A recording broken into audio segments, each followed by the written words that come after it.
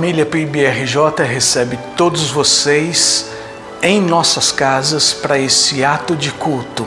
25 de dezembro. Feliz Natal em nome da nossa igreja para todos vocês. É um prazer muito grande poder acessar o seu coração através desse culto. O ministério desta igreja, ele compreende que nós temos o sentido, o dever de ir até você, de frequentar a sua casa, você permitindo, é claro, para levarmos a mensagem de Jesus. É por isso que este culto, realizado para este momento e nesta forma online, é para que você possa cultuar a Deus através de Jesus, o verdadeiro motivo do nosso Natal. Por uma questão de saúde e de segurança, para não dizer de bom senso, a gente não pode se reunir lá na igreja e por isso estamos longe fisicamente, geograficamente, mas isso não nos impede de termos o mesmo interesse, o mesmo desejo, o mesmo motivo, que é louvarmos a Deus por causa de Jesus. Por isso que este culto, aí na sua casa e onde você está neste momento, sirva como instrumento de Deus da Primeira Igreja Batista do Rio de Janeiro, para que você adore ao menino Jesus, o nascido de Deus. É esse o nosso desejo. Ele é o motivo verdadeiro do nosso Natal. Cante louvores a Jesus, cante louvores a Deus conosco, cante louvores ao maravilhoso conselheiro. Cante, cante, abra a sua boca, abra a sua mente, o seu coração. Se relacione com Deus através de todas essas canções, através de todas as partes deste culto. Tenha um culto natalino abençoado. Queremos, sim, que este culto fale ao seu coração. Portanto, se abra para essa experiência natalina.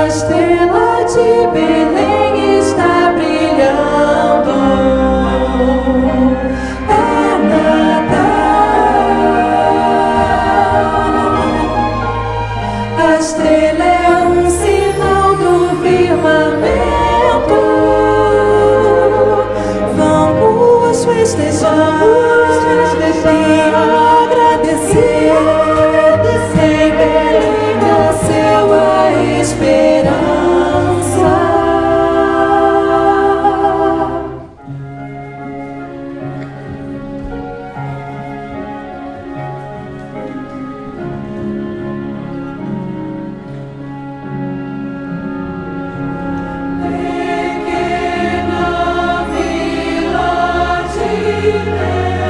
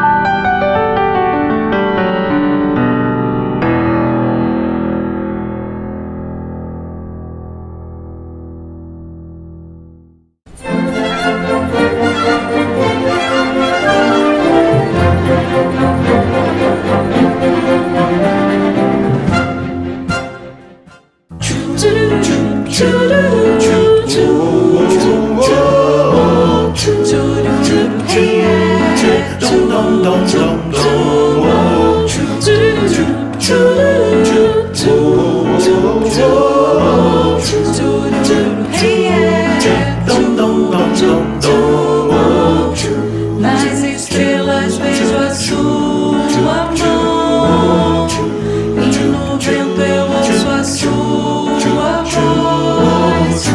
Deus domina sobre terra e mar, porque Ele é pra mim. Eu sei o sentido do Natal, pois na história tem o seu lugar. Cristo veio para nos salvar, porque Ele é pra mim. Ele é pra mim. É que um dia o seu amor senti, sua imensa graça eu recebi. Descobri então que Deus não vive longe lá no céu, sem se importar comigo. Mas agora ao meu lado está, sinto seu cuidar, caminhar. Tudo Ele é pra mim.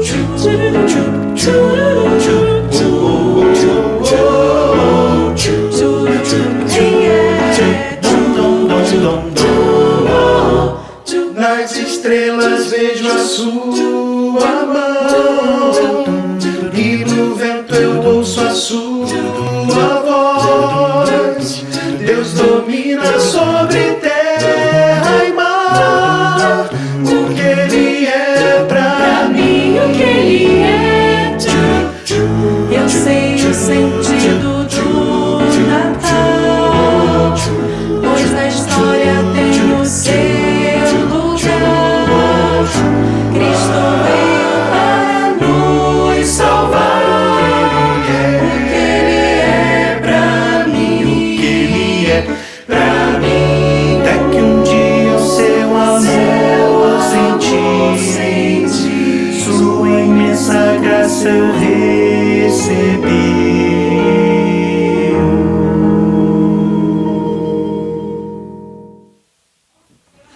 Descobri então que Deus não vive longe lá no céu, sem se importar comigo. Mas agora ao meu lado está, cada dia sinto o seu cuidar. Ajudando-me a caminhar, tudo Ele é.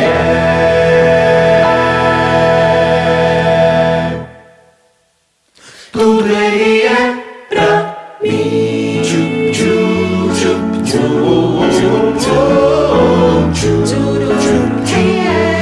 Dom, dom, dom, dom, dom.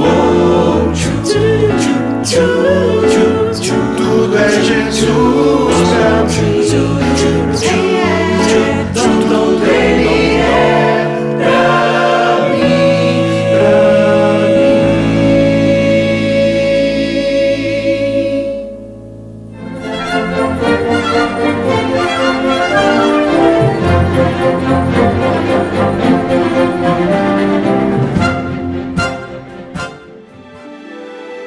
Abra o livro, vovó. Aquele livro que você lia para mim com aquela ternura infinda. E na mesma ansiedade de criança, releio a velha e bela história do Natal. E lentamente as páginas virando, vou sentindo de longa antiguidade, de muito além, Um perfume gostoso, um perfume sutil, que vem surgindo lá das campinas floridas de Belém. E pelo ar, Sobe suavemente perdido na distância das alturas um murmúrio, som de vozes. Vozes de anjos, um coro que rasga a espessa paz dessas planuras. Glória, glória a Deus nas maiores alturas do céu. Paz, paz na terra aos homens de boa vontade. E do fundo da noite constelada, vovozinha, vejo surgir doce visão de luz. A lâmpada de Deus, a estrela de Belém, a estrela linda para iluminar a choça de Jesus. E seguindo a estrela, vovó, vejo os sábios do Oriente trazendo um tesouro. Simbólica oferta, mirra, incenso, ouro. Agora, vovó, o livro fecho, mas vejo o mundo. Livro colossal, as velhas folhas denegridas, sujas da poeira das guerras, Dos homens cansados. Das mulheres sem nome.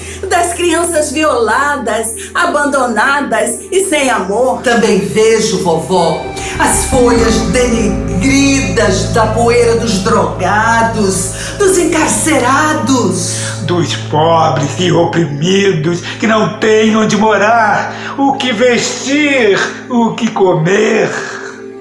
e todos, vovó, por séculos e séculos, levados por um verdadeiro vendaval.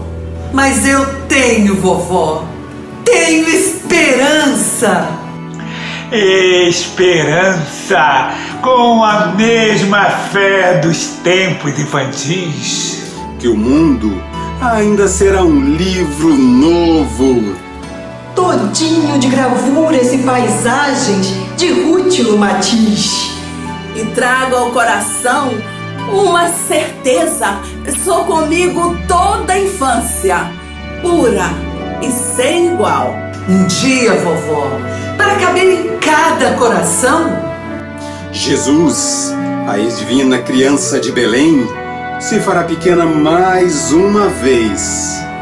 E na luz infantil da estrela santa, Levaremos na alma essa alegria.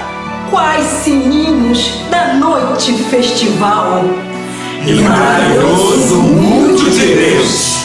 Linda, tão linda, será para sempre.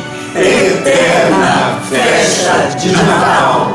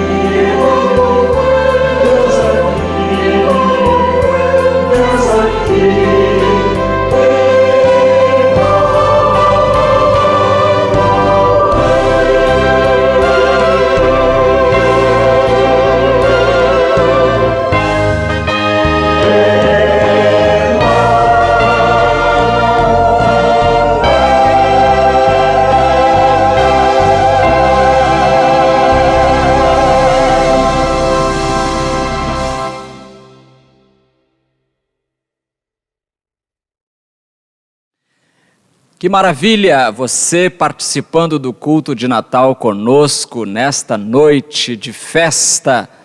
Deus abençoe a sua vida e que bom que você quer ouvir a palavra de Deus. E eu vou ler um pouquinho, um versículo que é um dos mais conhecidos, se não o mais conhecido de toda a Bíblia, que é um texto que serve para Natal, serve para Páscoa, serve para todo momento da vida cristã, versículo que Lutero disse que é um resumo do Evangelho, que é João 3,16, que assim diz: porque Deus amou o mundo de tal maneira que deu o seu Filho unigênito, para que todo aquele que nele crê não pereça, mas tenha a vida eterna.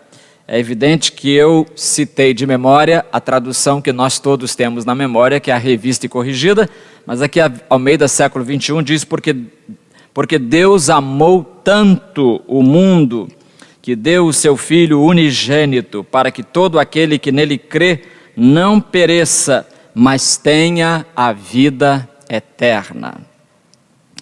Por que Deus enviou o seu Filho? Vamos orar. Senhor, nós te agradecemos a chegada do Natal. Obrigado porque Jesus veio, viveu, venceu a morte e voltará um dia para nos levar, para que onde Ele estiver estejamos nós também. Obrigado pelas alegrias destas celebrações e pedimos que Tu nos ajudes a pensar corretamente o Natal, assimilando as lições que esta ocasião oferece para nós. Fala-nos, pois, agora, nós oramos em nome de Jesus. Amém. Porque Deus amou tanto o mundo, ou porque Deus amou o mundo de tal maneira. Um Deus amar as suas criaturas? Para muita gente isso não é possível. Eu estava lendo que no islamismo, por exemplo, há a percepção de que se a divindade demonstrar amor, isto seria sinal de fraqueza. Olha só, dizer que Deus é amor para muita gente é dizer que Deus é fraco. Mas no Novo Testamento nós temos repetidas vezes a menção do fato de que Deus nos ama. E meu amigo, eu queria dizer a você que Deus ama não apenas a humanidade, porque Ele ama, mas que Ele ama também a você. Como parte, como indivíduo pertencente à humanidade, Deus ama você, Ele não esqueceu você. Tanto é assim que, como alguém disse, se Deus tivesse uma geladeira, a sua fotografia estaria colada nela. Se Ele tivesse uma carteira no bolso, a sua foto estaria dentro dela. Ele te manda flores toda a primavera e um amanhecer a cada dia. Quando você quiser conversar, Ele vai ouvir. Olha só, aquele que ouve a humanidade toda pode ouvir você também. Mesmo podendo viver em qualquer lugar do universo, Ele escolheu viver dentro do seu coração. Será que Deus enviou seu Filho para curar? Será que Ele enviou seu Filho para ensinar, para ser exemplo? Será que Ele enviou seu Filho para que Ele ressuscitasse mortos? Criar uma escola de filosofia ou de moralidade? Será que Ele veio fundar uma religião? Será que Ele veio para fazer os seus seguidores milionários? Em outras palavras, por que Deus enviou o seu Filho? É nisso que eu gostaria que pensássemos nesta hora. Algumas respostas. Em primeiro lugar, Deus enviou o seu Filho para nos salvar dos nossos pecados. Deus enviou o seu Filho para nos salvar dos nossos pecados. Então presta atenção, porque Natal tem tudo a ver com pecado. Por incrível que pareça, o Natal está ligado à ideia de pecado. Você lembra quando Mateus, especialmente Mateus escreve isso, registra isso, que quando o noivo José descobriu que a sua noiva Maria de Nazaré estava grávida, e não era filho dele, ele não tinha nada a ver com aquilo, ele planejou terminar discretamente aquele noivado e devolver Maria para sua família. Ele estava firme no propósito de fazer isso quando, à noite, dormindo, ele teve um sonho. E nesse sonho, um anjo do Senhor aparecia a ele. E o anjo o convencia do contrário, a não desprezar, não terminar o noivado, não desprezar a sua noiva. E o anjo disse uma coisa muito interessante. O anjo disse assim, que o menino receberia o nome de Jesus. E por quê? Por que receberia o nome de Jesus? Aí o anjo explica também. Porque ele salvará o seu povo dos seus pecados. Mateus capítulo 1, versículo 21. Salvará o seu povo dos seus pecados. É interessante que o nome Jesus aparece no Novo Testamento 1275 vezes. E quer dizer, é um nome que vem do hebraico e quer dizer, o Senhor salva. O Senhor salva. Mas que coincidência, você vai dizer, o menino vai nascer e vai receber o nome de o Senhor salva. Não é coincidência não. Jesus veio ao mundo para concretizar um plano que, segundo o apóstolo Pedro, havia sido traçado desde antes da fundação do mundo. Antes da fundação do mundo, o plano da salvação de Jesus nos salvar dos nossos pecados já havia sido traçado. Li a história de um missionário que foi trabalhar com uma tribo africana e essa tribo tinha muito pouco contato com brancos. E quando o missionário chegou, os moradores, os integrantes daquela tribo, estavam no meio de uma cerimônia que ele olhou assim e percebeu que ela parecia muito com a celebração da ceia do Senhor. E como o missionário era linguista, ele foi capaz de entender muito daquilo que estava sendo dito pelos integrantes da tribo.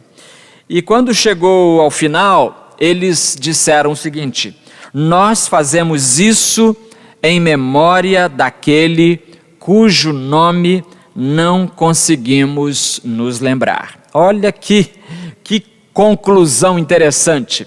Nós fazemos isso em memória daquele cujo nome não conseguimos nos lembrar. E então ele se levantou, o missionário se levantou e disse: eu quero dizer a vocês o nome dele. Vocês não conseguem lembrar? Eu vou dizer, o nome dele é Jesus. Ele salvará o seu povo dos seus pecados. Um grande escritor e pastor, pregador norte-americano chamado Chuck Swindoll, ele escreveu o seguinte: se a nossa maior necessidade tivesse sido informação, Deus nos teria enviado um educador. Se a nossa maior necessidade tivesse sido tecnologia, Deus nos teria enviado um cientista. Se a nossa maior necessidade tivesse sido dinheiro, Deus teria nos enviado um economista. Se a nossa maior necessidade tivesse sido diversão, Deus nos teria enviado um artista. Mas, por ser o perdão a nossa maior necessidade, então Deus nos enviou um Salvador. Então, Deus enviou o seu Filho, em primeiro lugar, para nos salvar dos nossos pecados. Em segundo lugar, Deus enviou o seu Filho para nos salvar dos nossos... E para nos salvar dos nossos pecados, o Filho precisava morrer. E aqui nós temos uma espécie de paradoxo. O paradoxo, vamos chamar de o paradoxo do Natal. É um bebê que nasce para morrer. Que nasce exclusivamente para morrer. Deus enviou o seu Filho para buscar e salvar o que se havia perdido. Ele veio buscar e salvar gente perdida como o senhor Zaqueu, que morava na cidade de Jericó. E ele morava ali muito tempo. E quando Jesus passou por aquela cidade, Zaqueu ofereceu guarida, ofereceu hospitalidade a Jesus naqueles dias, naquelas horas. E foi uma grande conversa que Jesus teve com Zaqueu. Zaqueu era um homem discriminado pela sua sociedade e era discriminado por causa da sua ocupação, já que ele era chefe dos publicanos, ou seja, era o diretor da Receita Federal daquela cidade. E isso não seria problema em lugar nenhum do mundo, né? Embora nem todo mundo olhe para os fiscais da Receita com um olhar de simpatia, tudo bem. Ninguém olha tanto assim com simpatia, mas o ódio que o povo tinha do Zaqueu era imenso. Por quê? Porque Zaqueu trabalhava para o Império Romano. O Império Romano invadiu a Palestina, estabeleceu receitas federais, digamos assim, estabeleceu escritórios recolhedores de impostos, e os funcionários eram judeus que faziam esse serviço mediante uma gorducha comissão, digamos assim. E Zaqueu era funcionário ali. Então, mesmo assim, com seu nome na lama, com a sua reputação no chão ou no chinelo, Jesus busca e salva Zaqueu. Por quê? Porque, conforme diz o final daquela história em Lucas 19, de 1 a 10, o versículo 10 diz: porque o Filho do Homem veio buscar e salvar o que se havia perdido. O que se havia perdido. Então, sem Jesus nós estamos perdidos. Sem Jesus nós precisamos de um Salvador. Eu li a história de um pregador também que estava terminando o seu sermão, terminou de pregar, aí terminou logo o culto, e um estranho se aproximou dele. Isso aconteceu no estado da Filadélfia, nos Estados Unidos. Um estranho se aproximou dele e diz assim: olha, eu não gosto da maneira como o senhor falou, como o senhor fala sobre a cruz. Eu acho que em vez de enfatizar a morte de Cristo, seria melhor que o senhor falasse de Jesus como um mestre, né, que ensina muito bem, um exemplo a ser seguido.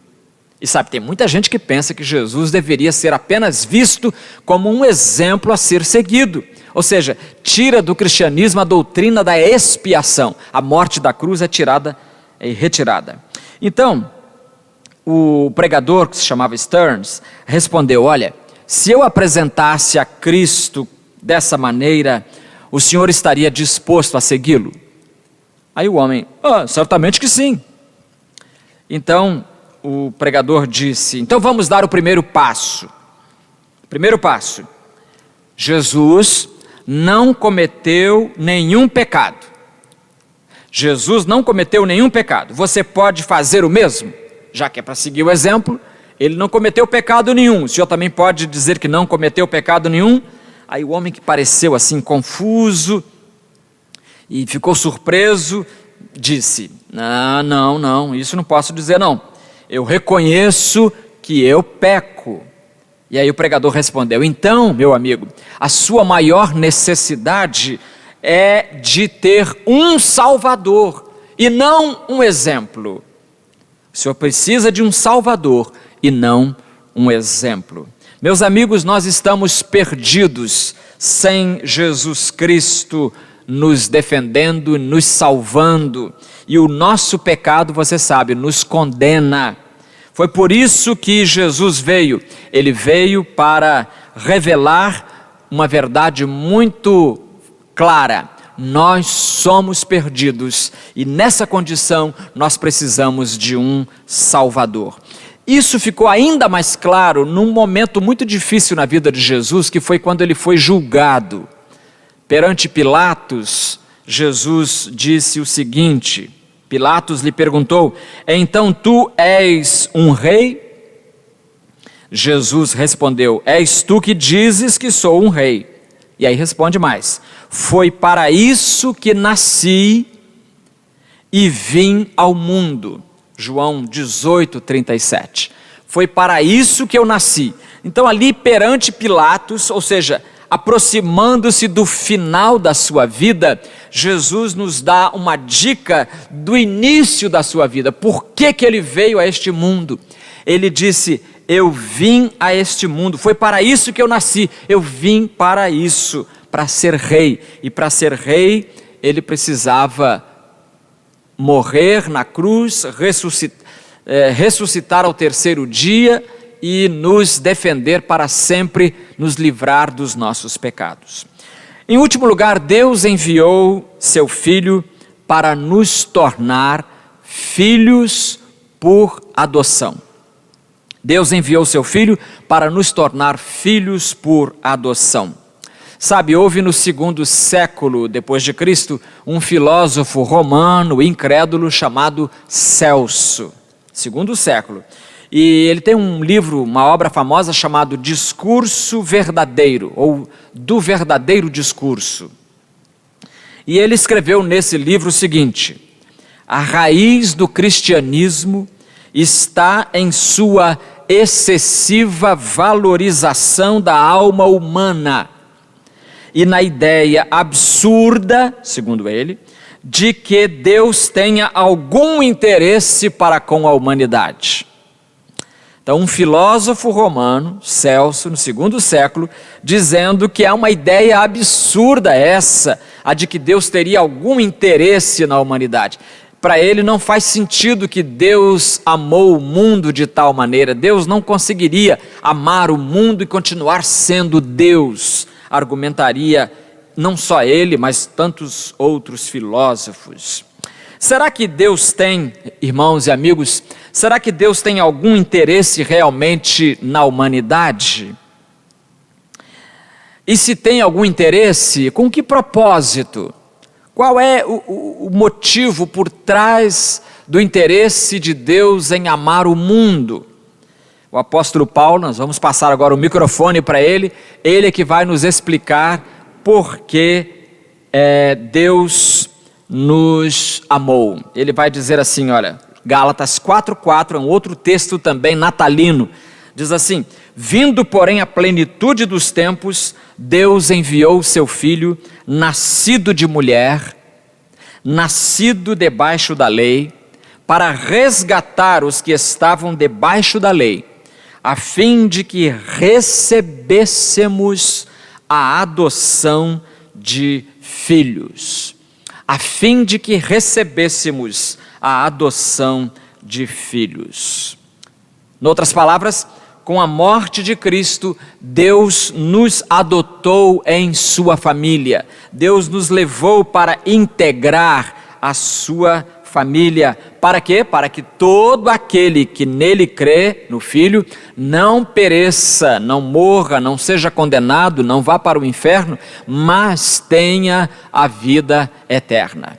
Se você já tem isso, se você já pertence à família de Deus, se você já foi adotado na família de Deus, louve a Deus por isso. Não foi mérito seu, não foi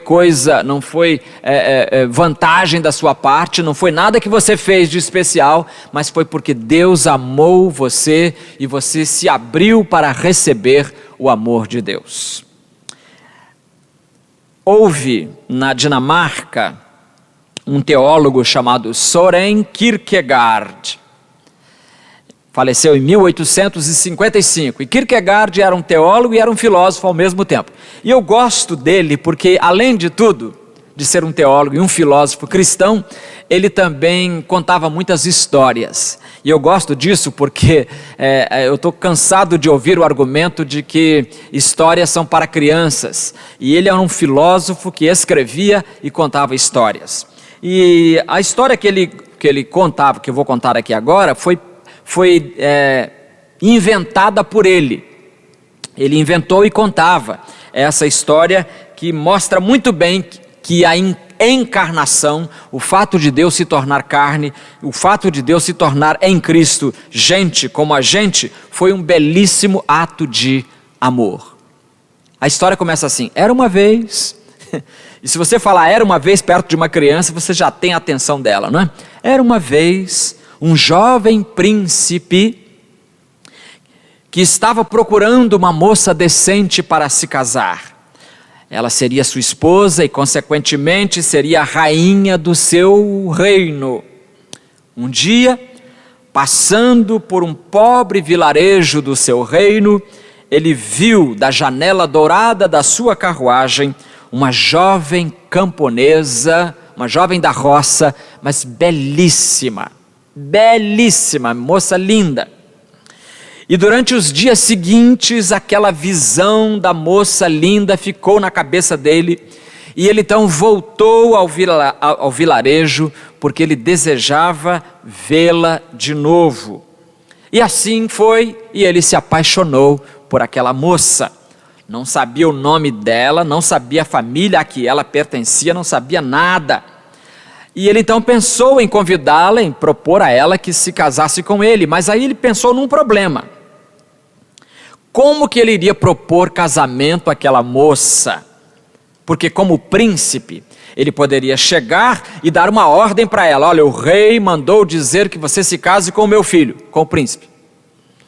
E ela se casaria, não tinha opção, o rei mandou, mas não seria por amor. Então ele pensou que até mesmo um príncipe quer ser amado, ele quer que a sua esposa se case com ele por amor, e não por decreto, e não por imposição do rei. Ele pensou também que ele poderia impressioná-la, digamos assim. Ele poderia aparecer na porta da casa dela, vestido de forma literalmente impressionante, com aquelas roupas bonitas, e descendo de uma carruagem dourada, carruagem folheada a ouro, se não fosse de ouro puro, puxada por 6 belos cavalos, os cavalos mais belos do reino. E esse príncipe descendo desse jeito, dessa carruagem, ele estaria também levando consigo baús cheios de joias e de moedas de ouro. Mas, pensou ele, pensou o príncipe, se fizesse isso, como teria a certeza de que ela se casou com ele por amor e não por interesse em ser rainha também? Olha o problema que o nosso príncipe tem agora diante de si. Então, ele teve uma ideia genial. Ele tirou as roupas de príncipe, aquelas roupas caras, bonitas, brilhantes, impressionantes, tirou aquilo tudo e trocou por roupas de um agricultor, de um camponês, de um homem simples que trabalha na roça. Fez mais. Saiu do palácio e foi morar lá naquele vilarejo. E assim ele pôde conhecer de perto aquela moça, sem revelar a ela a sua verdadeira identidade. E à medida que vivia com aquele povo, diz a história de Kierkegaard, vestindo as mesmas roupas que eles vestiam, comendo a mesma comida que eles comiam, ele fez amizade com todo mundo, inclusive com a moça. E com o tempo, a moça também se apaixonou por ele, exatamente como ele era, na sua simplicidade, e ela o amou porque ele a amou primeiro. Então, Kierkegaard contava essa história para mostrar que foi isso que Deus fez. E Paulo vai dizer em 2 Coríntios 8:9 que foi isso. Pois conheceis a graça de nosso Senhor Jesus Cristo, que sendo rico, tornou-se pobre por vossa causa, para que fosseis enriquecidos por sua pobreza, pela pobreza dele. Para que todo aquele que nele crê não pereça, mas tenha a vida eterna. Eu quero terminar contando a história de um astronauta, um astronauta verdadeiro. Ele participou do projeto Apolo 15. Você sabe que Apolo 11 foi a primeira que pousou na Lua, né? Mas em 1971, Apolo 15 também pousou. E esse homem foi o 8º homem a pisar na Lua. Ele se chamava James Irwin. James Irwin. Ele nasceu em 1930, morreu em 1991. E ficou muito famoso, evidentemente, por ter sido um dos astronautas, um dos 3 pilotos da Apolo 15. Mas ele disse depois de tudo daquela experiência fantástica. Ele falou muita coisa interessante, vendo a terra lá, da lua, vendo a terra. Ele tem uma frase bonita também, mas essa outra ele disse assim, olha, o importante não é que o importante não é que o homem tenha caminhado na lua, mas sim que Deus caminhou na terra. O importante não é que o homem tenha caminhado na lua, mas sim que Deus tenha caminhado na terra. Sim, meus amigos, Deus amou o mundo de tal maneira que no Natal enviou o seu Filho Jesus, para que toda pessoa que creia nesse Filho não seja condenada, não vá para o inferno, mas tenha a vida eterna. Que neste Natal você encontre Jesus. Ó Deus, nós te louvamos pelo teu imenso amor para conosco, ao ponto de teres dado o teu Filho Jesus para vir a este mundo, para se tornar homem como somos, com todas as nossas limitações, ou quase todas. E depois disso, Ele nos ama ao ponto de morrer na cruz por nós, para depois de tudo vencer a morte e no final nos levar para morar consigo. Obrigado por esta grande bênção e que ela seja a bênção de todos os que nos acompanham nesta noite.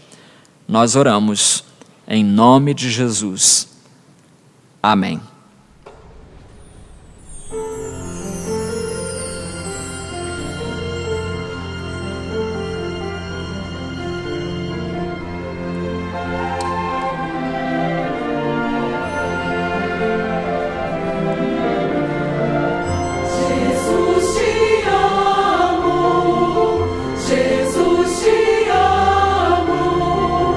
Meu coração vem te adorar.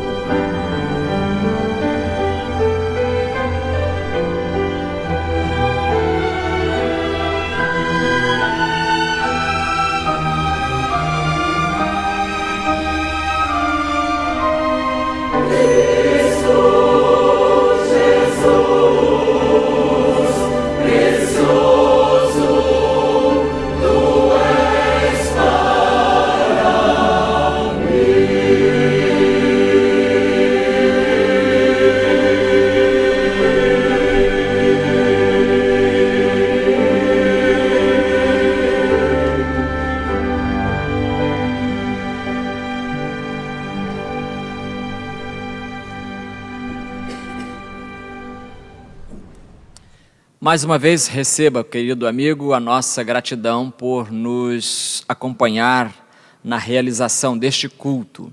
Nós queremos convidar você, hoje é sexta-feira, mas domingo está chegando. Depois de amanhã, às 10 horas da manhã, nós temos o culto da nossa igreja aqui mesmo online. E às 19 horas também você está convidado. Um Feliz Natal para você e que Deus abençoe a sua vida. E muito obrigado. Amém.